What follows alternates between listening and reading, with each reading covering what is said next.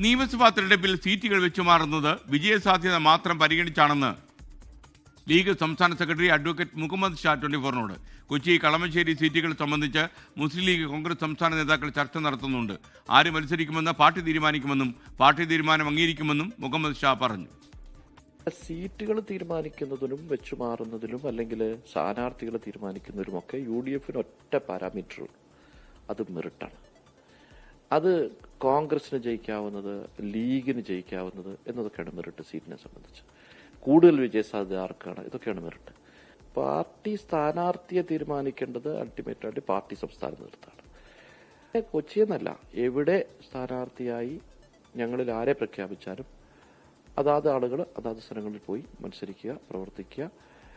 മുസ്ലിം ലീഗിന് നിലവിലുള്ള strike rate പ്രകാരം പരമാവധി സീറ്റുകൾ വിജയിപ്പിക്കുക എന്ന ലക്ഷ്യം നടത്തും. അഡ്വക്കേറ്റ് മുഹമ്മദ് ഷായുമായി സംസാരിച്ച ബിപിൻ സി വിജയൻ നമുക്കൊപ്പം ചേരുന്നു. ബിപിൻ സി വിജയൻ, എന്തൊക്കെയാണ് അദ്ദേഹം പറയുന്നത്?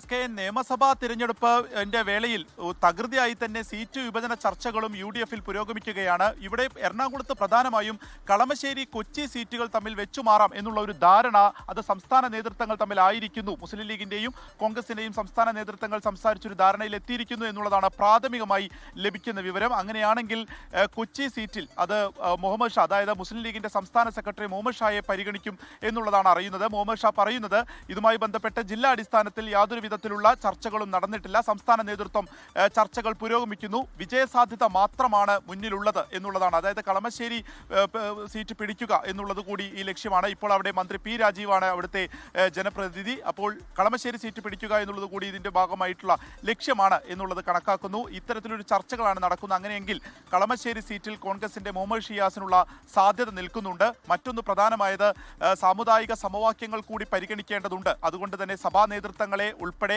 അനുനയിപ്പിക്കുന്നതിനൊക്കെയുള്ള ശ്രമങ്ങൾ വരും ദിവസങ്ങളിൽ തന്നെ നടക്കാം.